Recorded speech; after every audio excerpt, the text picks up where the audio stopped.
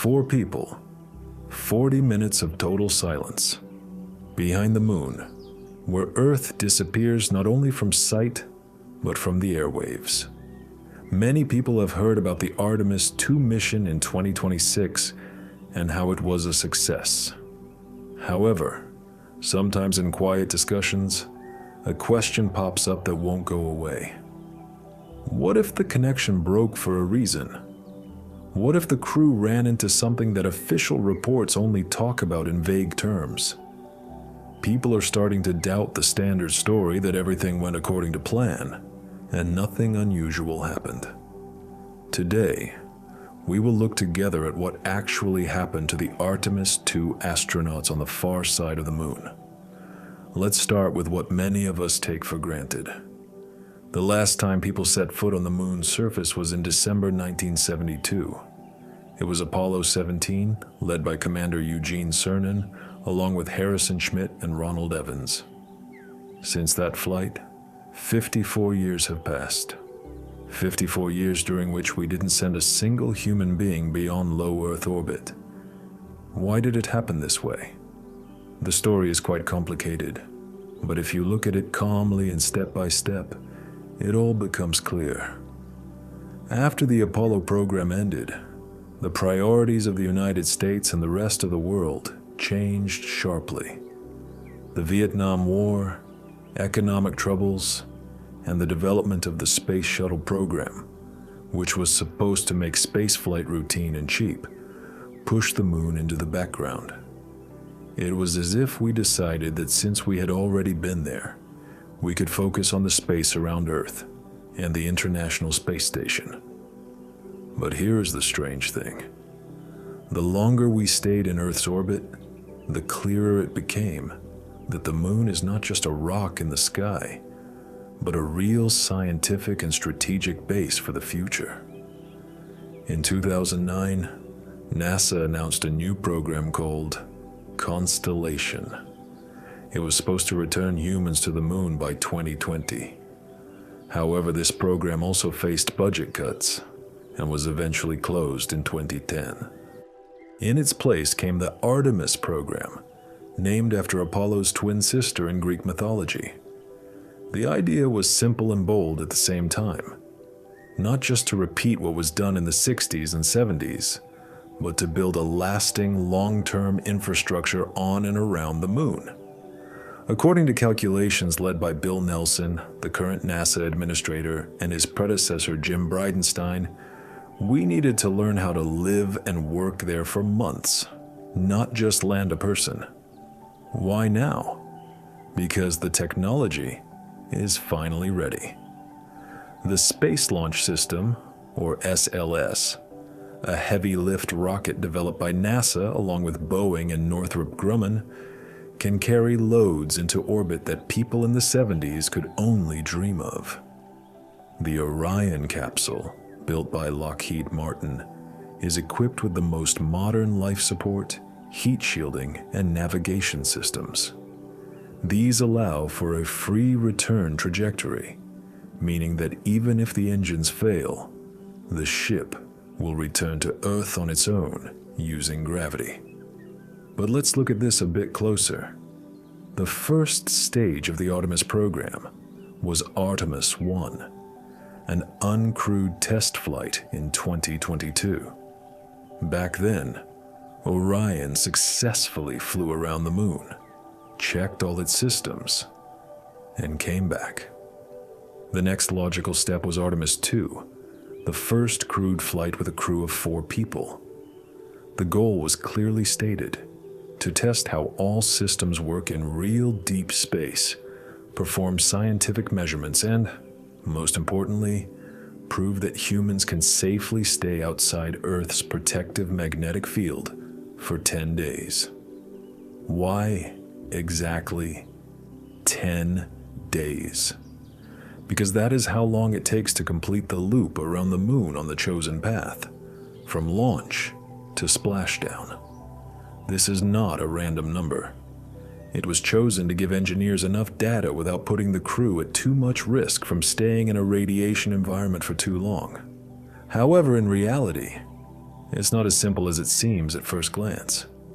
Many people still think the moon has been studied through and through after the 6 Apollo landings. But if you look at scientific papers from recent years, such as a 2025 review in the journal Nature by planetary scientists led by David Kring from the Lunar and Planetary Institute, it's clear. We know less about the moon than we do about some parts of Antarctica. The far side of the moon, which we will discuss in the next chapters, remained almost completely unstudied from a direct human perspective. Apollo 8 and Apollo 10 only flew past it, and Apollo 17 worked on the visible side. New orbiters, like the Lunar Reconnaissance Orbiter and India's Chandrayaan-3, gave us amazing maps, but they cannot replace a human's eyes and the ability to react instantly to the unexpected. Think of an analogy from everyday life. It's as if we studied one shore of an ocean for 54 years using drone photos, and now we finally decided to send an expedition to see what is beyond the horizon. That is why the Artemis program is not just nostalgia for the past. It is a deliberate step forward. According to models of space program development supported by modern space economists, every new crewed flight beyond low Earth orbit gives us not just scientific data, but a technological push that pays off dozens of times over on Earth.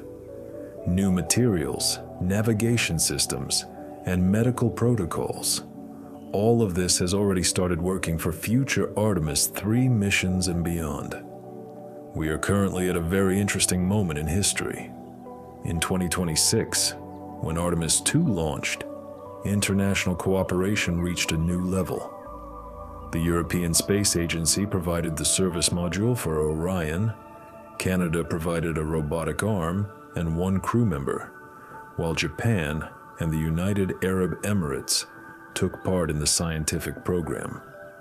This is no longer one country against another. It is humanity learning to work together in conditions where a mistake can be very expensive. As scientists noted long ago, the more complex the technology, the more important the human factor and collective intelligence become. That is why Artemis II was not just a test flight, but the first real step toward a permanent human presence beyond Earth. But before we talk about the crew and what happened on board, let's look at the numbers behind this mission. The SLS rocket produces 39 million newtons of thrust at launch. That's more than the Saturn V. The Orion capsule is designed to work in conditions where the temperature reaches 2,500 degrees Celsius during atmospheric entry. The flight path is chosen so that the ship uses the moon's gravity to turn around and return. All of this is the result of decades of hard work by thousands of engineers whose names we often don't know, but whose work allows us to talk about this today with confidence. That is why we are going back to the moon.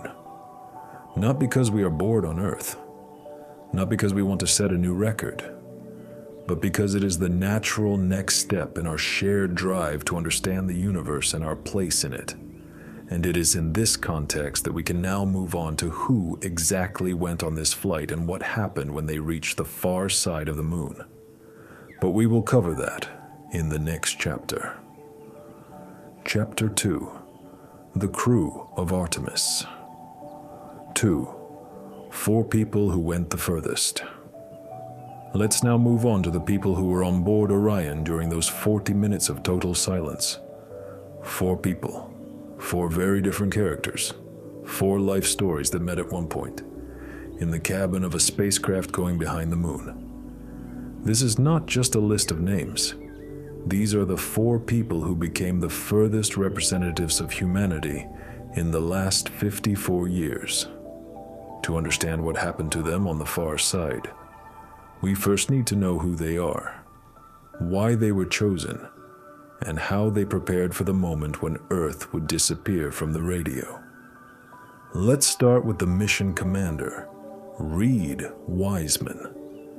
He was born in 1976 in Baltimore, Maryland. Before Artemis II, Reed already had one spaceflight under his belt in 2014 on the International Space Station. Back then, he spent 165 days in orbit. He is a military test pilot and a captain in the United States Navy. But it's not just about his experience. Reed is a person who knows how to stay calm in the most stressful situations. According to NASA psychological reports, this quality was a deciding factor in his selection. Imagine, a commander who must make decisions in total isolation when communication with mission control is cut off. He isn't just flying the ship.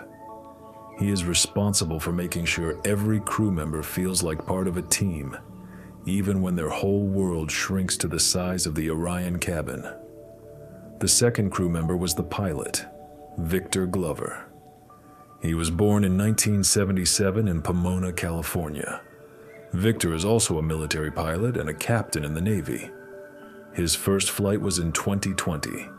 He was the pilot of the Crew 1 mission on the SpaceX Crew Dragon.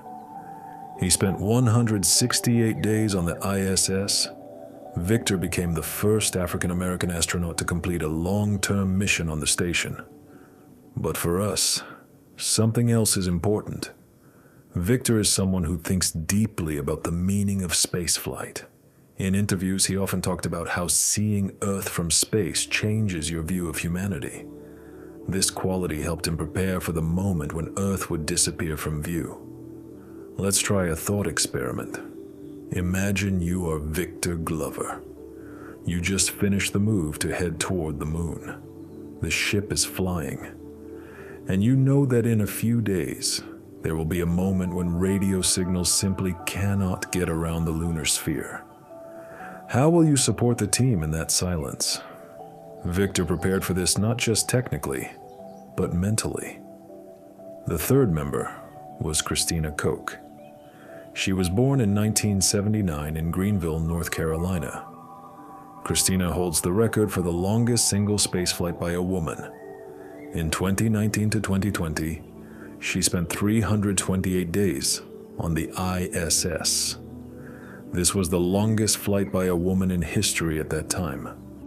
Christina is an electrical engineer by training and worked for NASA even before she became an astronaut. Her experience in conducting science in microgravity was priceless. But the most important thing for our topic is her ability to observe. Christina is known for documenting things with extreme accuracy. She was the one tasked with leading the main visual observations on the far side of the moon. When the connection broke, her notes and photos would become a primary scientific result of the mission. The fourth crew member was Jeremy Hansen, the first Canadian astronaut on a mission beyond low Earth orbit. He was born in 1978 in London, Ontario. Jeremy is a colonel in the Royal Canadian Air Force and a fighter pilot. He was selected as an astronaut in 2009, but his first flight only happened now, in 2026. Why was he included? Because the Artemis program is an international effort. The European Space Agency provided the service module, and Canada provided key parts of the robotic arm and scientific tools. Jeremy became a symbol that humanity is going to the moon as a global team. Now let's look closer at how they prepared this crew for the hardest part, the loss of communication. NASA held a series of special training sessions at the Johnson Space Center in Houston. The astronauts spent hours in total radio silence inside the Orion simulator. Imagine, they are sitting in a cabin that mimics real conditions, and for 45 minutes, the estimated time they would be in the radio shadow, they get no signals from Earth, no voices, no data, only what they can see through the windows and measure with the tools on board. Psychologists, using research from the Apollo era and later ISS experiments, created special protocols. These included pre-recorded messages from families, mission leaders, and even historical figures, like a short message recorded for them by Jim Lovell, the commander of Apollo 13. Why was this important? Because a break in communication is more than a technical pause. It's a psychological test. A person who is used to Earth always being on the line suddenly finds themselves in total isolation. According to data published in the journal Acta Astronautica in 2025, it is in these moments that deep adaptation mechanisms kick in. The Artemis II crew went through extra stress management training using breathing exercises and visualization. Each of them knew when the connection breaks, they would have to decide on observation priorities themselves. For example, if Christina Koch noticed an unusual flash on the lunar surface, she had to document it immediately without waiting for orders from Earth. But here is the interesting part. Despite all the training, reality is always more complex. During the actual flight, which launched on April 1st, 2026, the crew entered the radio shadow on April 6th at 9:47 p.m. UTC.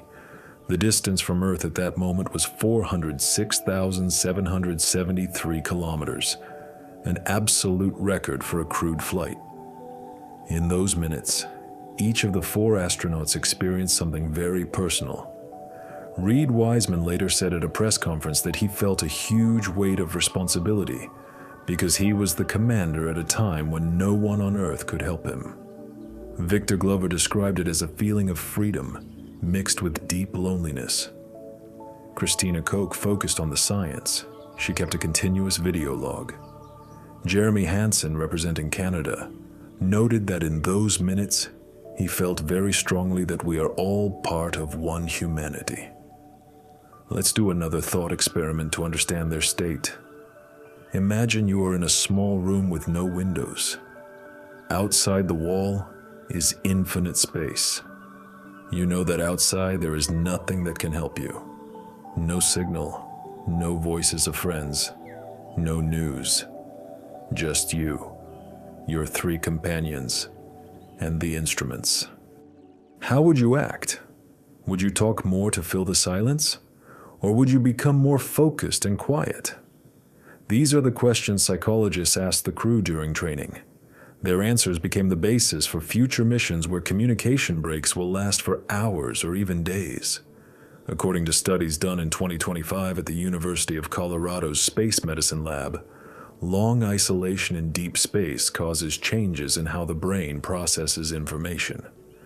But for a trained crew, these changes actually help. They increase focus and the ability to analyze things quickly. This is exactly what happened with the Artemis II crew. They didn't just survive the silence. They did a full set of scientific work. We will come back to what they actually saw and measured. But it is important to understand now, these 4 people were not random passengers. Each was picked from thousands of candidates. Each spent years training. And each knew that in those 40 minutes, they would be the furthest humans in history. Further than the Apollo crews. Further than any astronaut before 2026. However, their story is about more than just technology and science. It's about the human side. It's about how 4 different people become one team when Earth disappears. It's about how they supported each other without help from the ground. And that is why what happened to them on the far side of the moon was not just a technical event. It was the moment humanity truly touched deep space again after 54 years. We've looked at who they are. Now let's see how they reached the moon and what happened before the connection was lost. But that is in the next chapter. Chapter 3, Launch and the Path to the Moon, from liftoff to injection. Now that we know the 4 people who went the furthest, let's follow how they reached that moment of silence. The Artemis II flight began on April 1st, 2026.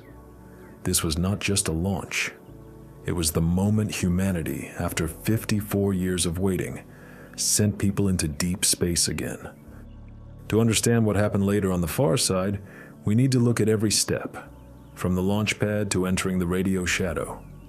The story is a bit technical, but when you look at it step by step, it is logical and beautiful. Imagine Launch Complex 39B at the Kennedy Space Center in Florida. Early morning, April 1st. The SLS rocket, 111 meters tall, stands vertically. Its 4 RS-25 main engines and 2 powerful solid rocket boosters are ready to put out 39 million newtons of thrust, more than any rocket that has ever carried humans. Inside the Orion cabin at the top are Reed Wiseman, Victor Glover, Christina Koch, and Jeremy Hansen. They are in their suits and have finished all checks. A few hours before liftoff, Mission Control did a final check. Everything was normal. But here is what matters. None of them knew exactly how they would feel in the first minutes after leaving Earth. That is always a personal experience. At 10:37 a.m. Eastern Time, the rocket left the ground. The roar, heard by millions on the Florida coast, could be felt for hundreds of miles. G-forces in the first minutes reached 3.5. The crew felt their bodies being pressed into their seats, but all systems worked perfectly. 2 minutes and 10 seconds after launch, the boosters separated. 6 minutes later, the fairing fell away. The Orion ship with its service module continued on its main engine. During this time, the astronauts talked to Earth. Their voices were calm, even businesslike. Reed Wiseman reported, "Liftoff was great. We feel good." And it was true. The training had paid off. About 8.5 minutes after launch, the SLS put Orion into a temporary orbit around Earth at an altitude of about 280 kilometers. Here, the ship made one full circle around Earth to check all systems in zero gravity. This was an important step. NASA engineers wanted to make sure the heat shield, life support, and navigation were working exactly as planned. According to models, this orbit was where they could catch any small errors before the ship went further. But the real turning point happened 47 minutes after launch. The ship reached the point for the trans-lunar injection maneuver. This is one of the most complex and beautiful parts of the flight. Imagine throwing a rock with the exact speed and angle so it loops around the moon and comes back without crashing or flying away forever. That is how a free return trajectory works. Orion's service module fired its main engine for 6 minutes and 30 seconds. It added 3.3 kilometers per second to their speed. This was enough for the ship to break away from Earth's gravity and head toward the moon. Why is this maneuver so important?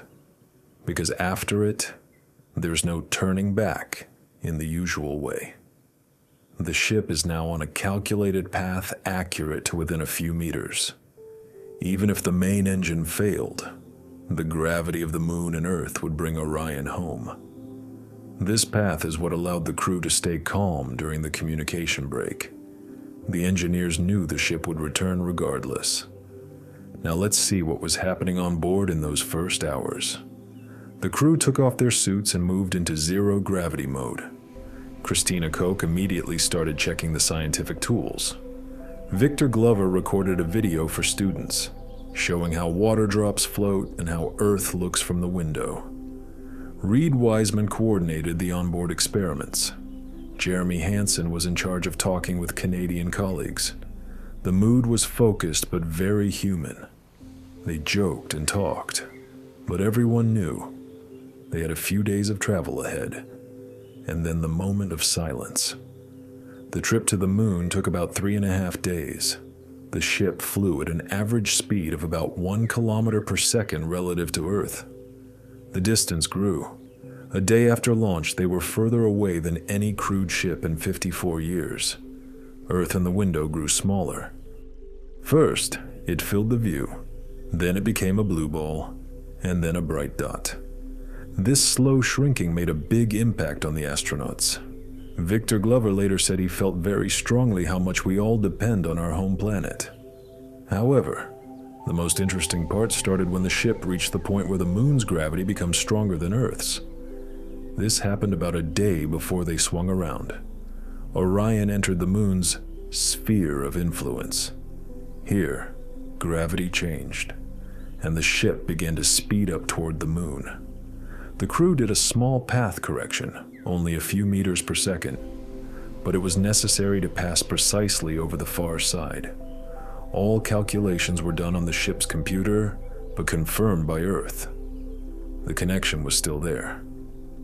Let's look at why the path was chosen this way. It isn't the shortest road. It is the road that gives the most safety and the most science. The ship was supposed to pass about 400 kilometers above the surface at its closest point. That is where the moment of silence would happen, when the moon blocks the line of sight to Earth. Radio waves travel in straight lines and cannot go around the lunar ball. That is why the connection would break for exactly 40 minutes and 23 seconds. On April 6th, 2026, at 9:47 p.m. UTC, the ship entered the radio shadow. The last words heard on Earth were from Reed Wiseman. "We are ready. See you in 40 minutes. Then, silence. Mission Control knew it would happen. It was all part of the plan. But for the 4 people on board, it was a moment you could never fully prepare for. They were the furthest humans, further than anyone before them. In the next chapters, we will look at exactly what happened in those 40 minutes. Chapter 4. What the dark side of the moon really means. Now that we've reached the point where Orion entered the radio shadow, let's look at where the astronauts actually were during those 40 minutes. Many of us have heard the phrase, the dark side of the moon. It sounds mysterious, almost like a place where things are hidden. However, that name is actually wrong. It's not a side that never sees the sun. It's the far side, the side that never faces Earth. It gets sunlight just as much as the side we see. So why do we call it that? First, let's remember a simple fact. The moon always shows us the same face. This is called tidal locking. It happened billions of years ago because of gravity between Earth and the moon. Earth's gravity slowed the moon's spin until it matched its orbit around Earth. Think of a couple dancing. One partner always looks at the other, so the second partner never sees their back. That is how the moon looks at Earth.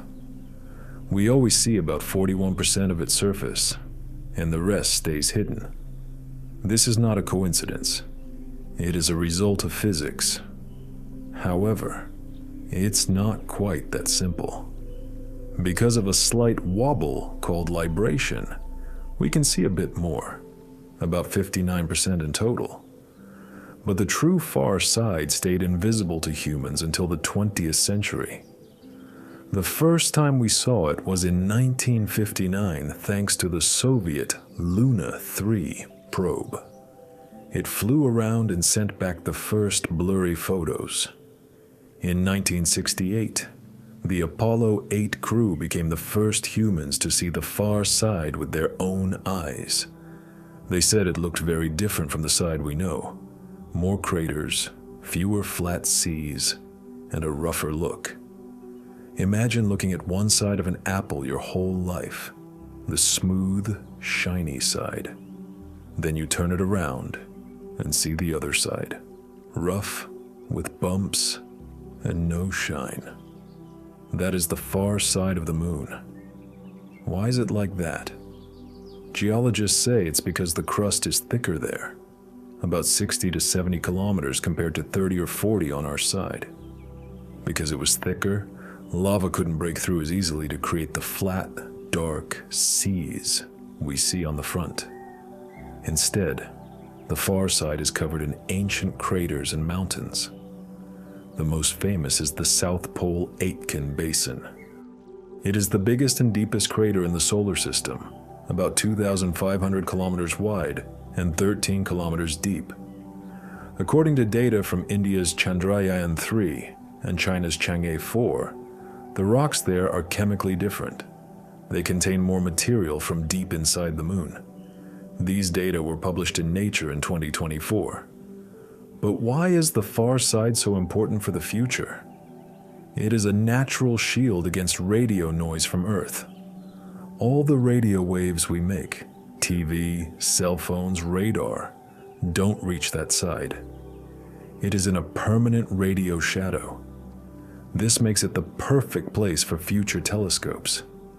Imagine giant antennas catching weak signals from distant galaxies without any noise from Earth.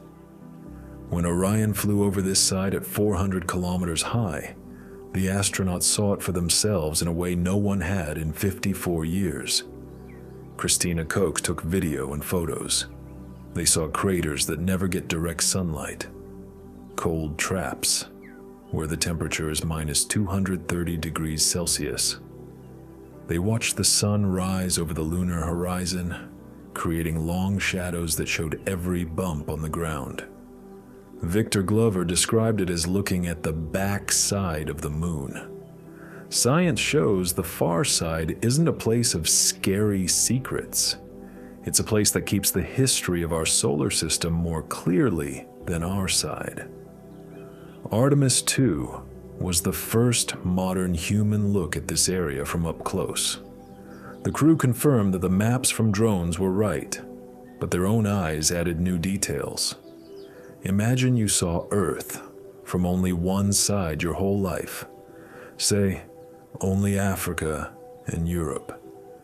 Then you finally flew around and saw it all. That is what the crew felt. According to latest models, the far side might have resources we need for future bases, like rare minerals. This isn't just a guess. It's based on data from China's missions. We are in an exciting moment. Things that only robots could see are now part of the human experience. This changes how we think of the moon. Not just as a neighbor, but as a neighbor with a hidden and important story. Now we are ready to talk about why the connection broke in that shadow. Now that we understand what the far side of the moon is, let's get to the heart of the moment that defined the mission. Why did total silence fall behind the moon? Why did 40 minutes of communication with Earth just vanish? This wasn't an accident or a technical error. It was a direct result of the laws of physics that work just as reliably in space as they do on Earth. Let's look at this step by step to understand how the moon created this natural wall of silence. First, let's start with a simple fact. Radio waves, which we use for communication, are a type of electromagnetic wave. They travel only in straight lines at the speed of light. They cannot curve around obstacles the way sound does in the air. Imagine a flashlight in a dark room. If a thick wall stands between you and the light, the beam will simply stop. Radio signals work exactly the same way. The moon is a giant ball about 2,159 miles, 3,474 kilometers wide. When the spacecraft is directly behind it, the body of the moon completely blocks the line between the ship and any antenna on Earth. This is called a radio shadow. It doesn't happen because someone turned off the transmitter. It happens because the moon is physically in the way. NASA engineers calculated that for Artemis II, this radio shadow would last exactly 40 minutes and 23 seconds. Why that specific time? Because the ship was moving on a pre-calculated path. At the moment it entered the shadow on April 6th, 2026, the distance from Orion to the center of the moon was about 252,000 miles, 406,000 kilometers. The ship was moving at a speed of about 0.6 miles, 1 kilometer per second. The geometry was such that the moon would hide Earth for exactly the time it took for the ship to pass behind it. This was no accident. It was the result of precise math based on laws discovered by Isaac Newton and updated by modern experts. However, there is more to it than just a blocked signal. Radio waves can sometimes scatter or bounce off things, but for Artemis II, the path was chosen to avoid any reflections. The ship was in a deep radio shadow where even weak signals couldn't reach it. This was done on purpose. Why? Because in total silence, the crew could take the cleanest measurements possible. There were no signals from earthly radio stations and no accidental noise, just the natural background of space and the tools on board. Think of it like this. Imagine you are standing behind a huge, circular building. Your friend is on the other side trying to shout to you. If the building is big enough, the sound won't reach you. To hear your friend, you have to walk around the building. The moon is that building for radio waves, but it's millions of times larger. According to NASA reports, this radio shadow was not just unavoidable. It was useful. It allowed the crew to work in conditions similar to what they will face on future missions to Mars. On a trip to Mars, communication will be delayed or cut off for much longer periods. So, Artemis II was a real rehearsal. The crew knew the exact time they would enter and leave the shadow. They had their plans ready. All data was recorded on the ship's memory, and all observations were done by the crew themselves. Reed Wiseman, as the commander, had the power to make decisions without waiting for a yes from Earth. To keep the crew from feeling too cut off, the ship played pre-recorded messages from families, mission leaders, and even historical recordings, like a message from Apollo 13 Commander Jim Lovell. This helped with the psychological side of being isolated. Studies from the University of Colorado have shown that a sudden loss of connection can cause stress even for the best trained people. So, the crew followed a routine. Every 5 minutes they checked the systems, and every 10 minutes they talked to each other. But the silence was also a unique chance for science. In the radio shadow of the moon's far side, the background radio noise is at its lowest.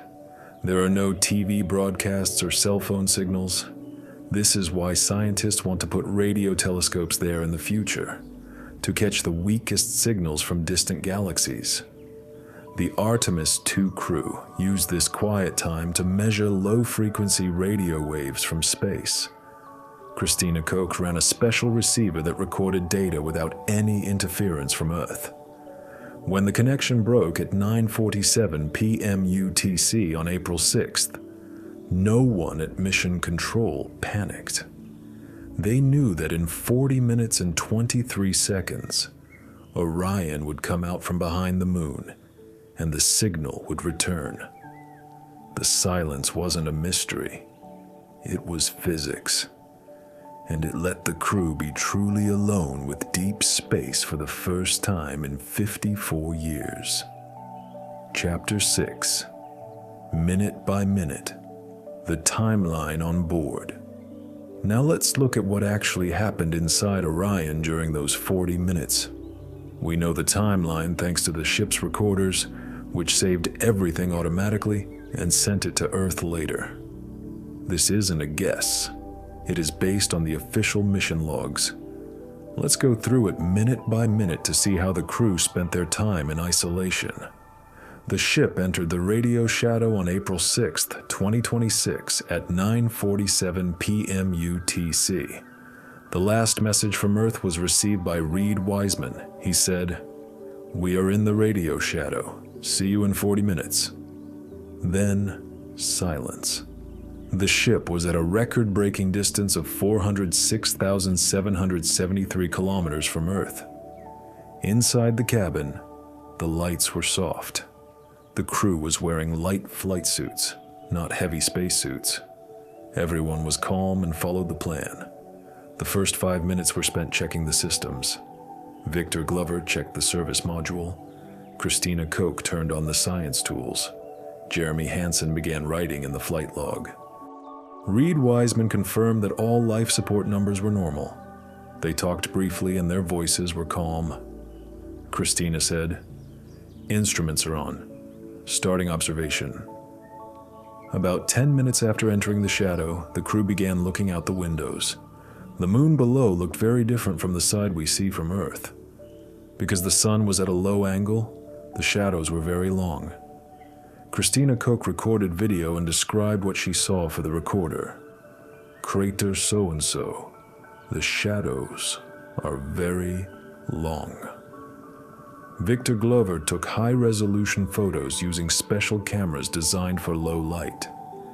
At 15 minutes, Reed Wiseman played a recorded message from Mission Control. It was a short, encouraging message from Bill Nelson. The crew listened in silence. Then Jeremy Hansen made a quiet joke. "Sounds like home." It helped ease the tension. Around 20 minutes in, they measured radiation. Their detector showed levels 2.3 times higher than what you find on the International Space Station. Christina Koch recorded the numbers. This was important because the radio shadow provided the cleanest possible measurements without any electronic noise from Earth's magnetic field. At 25 minutes, the crew had a quick snack. They talked briefly, and Victor Glover noted that the view of the moon reminded him of the photos from Apollo 8. They compared their feelings to what the astronauts from the 1960s had described. At the 30-minute mark, Christina Koch saw a flash on the moon's surface. It was a tiny meteor hitting the ground. She documented it immediately. This was a huge scientific win because you can't see these flashes from Earth through our atmosphere. 5 minutes before the connection was supposed to return, Reed Wiseman told everyone to get ready. All systems were checked one last time. The crew took their seats. At 10:28 p.m. UTC, the ship moved out from behind the moon. The first message was sent to Earth automatically. Connection restored. "Everything is normal," Mission Control replied almost instantly. You could hear the joy in the dispatcher's voice. These 40 minutes were not just a break in the schedule. They were a time of deep focus. According to the data, the astronauts' stress levels were actually lower than expected. The training had worked. They didn't just survive the silence, they were productive. Think of it like sailing a small boat across the ocean at night. You can't see the shore, but you know the path, and you know you'll see the lights again soon. Chapter 7. What their eyes saw. The human view.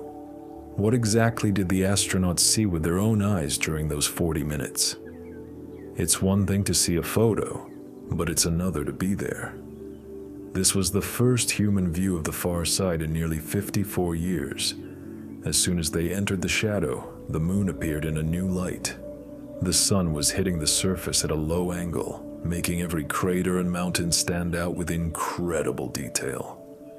Christina Koch later said it looked like a landscape no one had ever seen in such high resolution.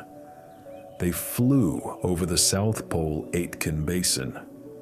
This giant crater, 1,500 miles wide, looked like a massive bowl with mountains rising along the edges. The color of the surface wasn't just gray, it had shades of brown, and even a bit of green in some spots. This is because the minerals there are different from the ones on the side we see. They saw things that robots usually only show in special infrared light. Victor Glover filmed Earth as it began to set behind the moon. It was a beautiful sight. Earth slowly disappeared behind the lunar horizon, looking like a thin blue crescent until it was gone. At that moment, the crew was truly alone, without their home planet in sight. Jeremy Hansen noted, "We are alone, but we are together." They also saw flashes from meteor impacts. During the 40 minutes, they recorded 3 of them. These flashes last only a split second, but the cameras in the human eye caught them. It was the first time humans had seen these impacts in real time from so close. Christina Koch described craters that are always in the dark, cold traps. These are places where we think there is water ice because the sun never reaches them. They took high-quality photos of these areas, which are now being used to plan the Artemis III landing. Scientists say these new photos confirmed that the robot maps were accurate, but the human view added something extra. A human can instantly notice things that a computer might miss, like subtle color changes in the soil. It proved that the moon is not just a dead rock, but a world with a complex history. These observations became the basis for new research that showed the far side of the moon has even older material than we previously thought. Chapter 8: Science Experiments in Total Isolation. The Artemis II crew wasn't just watching the view, they were running a flying laboratory. Every tool and every team member worked alone without help from Earth. Science data is actually better in the radio shadow because it is pure. The moon blocks all the radio noise from Earth, creating a perfect environment for sensitive tools. As soon as the silence started, Christina Koch turned on the science kit. One of the main experiments was the Deep Space Radiation Monitor. It was a joint project between NASA and the European Space Agency. It measured cosmic rays, high-energy particles from across the galaxy. On Earth, we are protected by the magnetic field, but behind the moon, the radiation was 2.3 times higher. The crew recorded this data to the second. This is vital for planning a trip to Mars, so we can build better shields for the astronauts. The second big experiment was about low-frequency radio waves. Since the moon blocked all earthly TV and cell phone signals, a special receiver on the ship could listen to the quiet radio sounds of the early universe. Victor Glover was in charge of this. It was like trying to hear a whisper in a room after a loud party has finally ended. This data is now being used to design a future radio telescope for the moon. The third experiment was geological. Christina Koch and Jeremy Hansen used visible, infrared, and ultraviolet cameras to film the surface. They caught 3 meteor hits and analyzed the light from the flashes. This told them more about what the lunar soil, regolith, is made of in the Aitken Basin. The crew was in total control. While the experiments were planned, the astronauts could make changes in real time. For example, when Christina saw an unusual color in a crater, she pointed the camera there immediately. You can't do that from Earth, because the signal takes too long to travel back and forth. This is where the value of having a human in space really showed. According to the final reports, the science work was 99.8% effective. No tools broke. Even better, the data was cleaner than anything gathered on the visible side of the moon, because there was no electronic interference from the ship's own radio transmitters. It was a perfectly clean experiment. These 40 minutes were the peak of the scientific mission and gave us data that will help plan the Artemis III landing at the lunar South Pole. Now let's look at what was happening, not with the machines, but with the people themselves. How did the 4 astronauts handle those 40 minutes of total isolation, both physically and mentally? This is one of the most important parts of the mission, because the human factor decides whether we can live and work in deep space for months or years. The story is a bit complex, but if you look at it step by step, it's clear how well modern science prepared the crew and what lessons we learned. First, let's talk about radiation. Outside Earth's magnetic field, the flow of cosmic rays increases sharply. In the radio shadow of Artemis II, the radiation dose the astronauts received was 2.3 times higher than on the International Space Station. We know this from the tools we discussed in the previous chapter.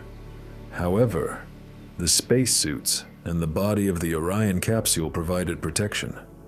According to calculations based on the work of scientist Subramanian Chandrasekhar, who studied the limits of matter, the radiation dose for the whole mission stayed within safe limits. Christina Koch, who has the most experience with long flights, monitored the crew. She noted that she felt a slight tingling in her eyes. This is a normal thing that happens when high-speed particles pass through the eye, but it did not cause any harm. Now for the psychology. A total loss of connection with Earth is more than just not hearing a voice. It's the feeling that no one is watching over you. Studies from 2025 at the University of Colorado showed that this is exactly when the body's survival mechanisms kick in. The crew was ready. They did breathing exercises and talked to each other to stay positive.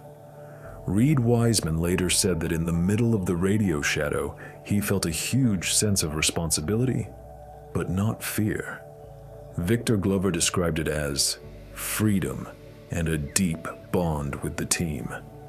Jeremy Hansen noted that in those minutes, he felt very strongly that he was a part of all humanity. Imagine a thought experiment. You're in a tiny room without windows and without a phone. Next to you are 3 friends you trust completely. Outside the wall is infinite space. How would you act? The Artemis II crew went through this.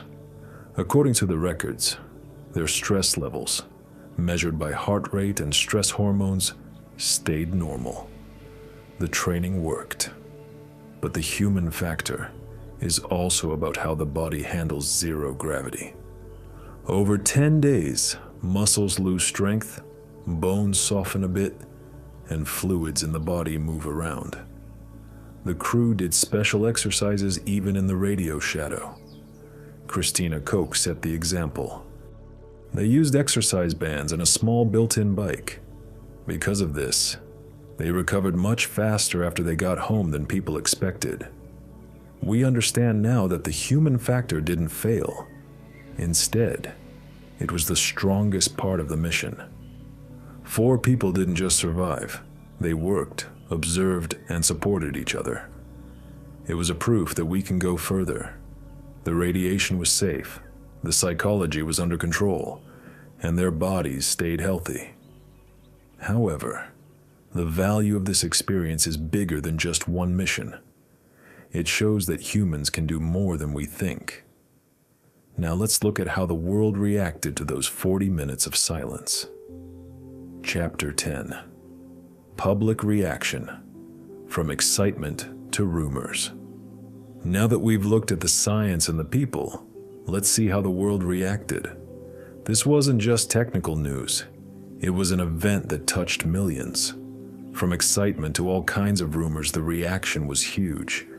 Let's look at why these rumors started and how science answered them with facts. Right after the connection was restored and Orion landed in the Pacific Ocean on April 10th, 2026, the crew's press conference was packed with hundreds of journalists. Reed Wiseman, Victor Glover, Christina Koch, and Jeremy Hansen talked about the flight clearly and in detail. They showed photos of the far side of the moon. The world cheered. More than 2 billion people watched the landing. It was a record for any space mission. However, almost immediately, questions started appearing on social media and in some news outlets. Why did the connection break for exactly 40 minutes? What happened in the silence?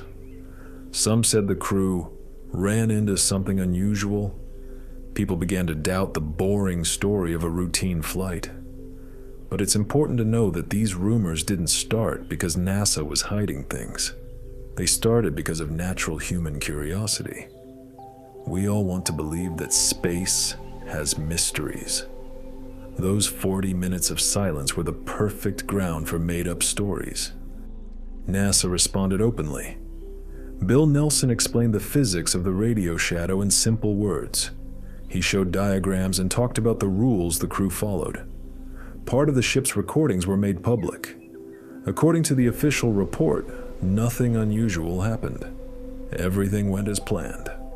But there was a grain of truth even in these explanations. The silence was indeed very deep. And that silence is what allowed for the clean experiments. Why do people make up these stories? It's not new. Even after Apollo 8 in 1968, there were rumors about unknown objects. Science always answers with facts. In the case of Artemis II, journalists from top science magazines did their own analysis. They confirmed that nothing mystical happened. It was physics, science, and human experience. The public reaction showed that people still care deeply about space. That's good. It means we are ready to go further. After the crew gave detailed interviews, the rumors quieted down. Victor Glover and Christina Koch were very honest about how it felt to be in the silence, and their words cleared up the confusion. We now understand that this excitement was part of the mission. It showed how important it is to explain science honestly. Chapter 11. Return and first results. What we know now. Now let's look at how the mission ended and what the results are. The return was just as important as the flight around the moon. It proved that the whole system, from the rocket to the capsule, is reliable. The story is detailed because it includes technical facts and the first scientific conclusions that are already changing our future plans. After coming out of the radio shadow on April 6, 2026, the connection came back almost instantly. Reed Wiseman sent a short message. Connection restored. All systems normal. Experiments were a success. You could hear the relief in mission control. The Orion ship continued home using a free return trajectory. Gravity did the work, and no extra engine burns were needed. This proved the math was right. The trip back took about 3.5 days. The crew kept working. They measured radiation to compare the quiet data from the far side with data from the front side. Christina Koch kept a detailed log of their health. Victor Glover and Jeremy Hansen checked the tools for the atmospheric entry. They stayed in touch with Earth the whole time. On April 10, 2026, at 2:23 p.m. UTC, Orion hit the top of Earth's atmosphere. It was moving at about 11 kilometers per second, about 7 miles per second. The heat shield, built by Lockheed Martin, handled temperatures of 2,500 degrees Celsius, 4,500 degrees Fahrenheit. The crew felt a heavy weight, 4.5 times the force of gravity. Then the parachutes opened. At 4:17 p.m. UTC, Orion landed softly in the Pacific Ocean near California. Rescue teams arrived in minutes. The astronauts walked out on their own. They were tired but healthy and smiling. The medical reports showed they were in great shape.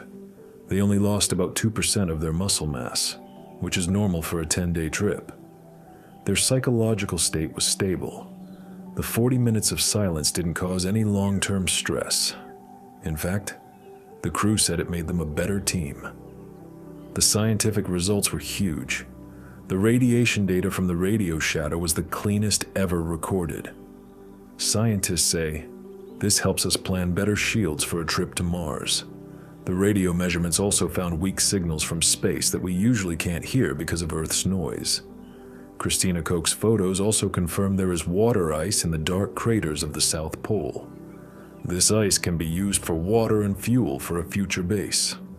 Also, seeing 3 meteor impacts in just 40 minutes showed that the moon gets hit more often than we thought. The mission was a triumph. It proved humans can work alone in deep space conditions. This led NASA to officially set a date for Artemis III, the actual landing. The crew brought back results that are already changing how we plan to live on the moon. Chapter 12. What this changes. From Artemis III to a permanent base. Now that we've seen the whole journey, let's think about the most important thing. What does Artemis II change for the future? This wasn't just one successful flight. It was the moment that opened the door to living on the moon. The story is deep because it's about more than technology. It's about our place in the universe. First, let's talk about Artemis III. Based on what we learned from Artemis II, the landing is planned for 2027. A crew of 4, including the first woman and the first person of color to walk on the surface, will land at the Shackleton crater on the South Pole. We picked this spot because the Artemis II crew showed us exactly where the sunlight and ice are. But the meaning is even deeper. It proved that humans can work in total radio silence. This opens the way for the first lunar base. This won't be a tiny camp. It will be a place where people live for months. Countries like Canada, Japan, and those in Europe are already helping. It's no longer a race between nations. It's humanity working together. Think about this. In 10 years, we might have a giant radio telescope on the far side of the moon. It will catch signals from the very first stars born after the Big Bang. This is possible because we now know how to work in that silence. These discoveries could answer questions about dark matter. The mission also changes us. We proved that we can stay calm and effective even when Earth disappears from the radio. This is the key to going to Mars, where communication will be cut off for a long time. We are becoming a multi-planet species. Every dollar spent on these missions helps create new technology for medicine, energy, and schools on Earth. We are in a very interesting time. For 54 years we waited. Now, we are less than 10 years away from a permanent base. Artemis II was the moment we realized that space is our future. The main lesson is philosophical. Those 40 minutes of silence showed that we are both fragile and strong. A human in space is not just a body in a suit. It is a mind that can dream and discover even when totally alone. We have followed the whole path, from history to the future. Nothing mystical happened. It was physics, science, and human bravery. But that experience changes everything. It will be interesting to see what happens when humans spend months or years on the far side. That question stays open, and it's why we keep looking up and exploring the mysteries of the universe together.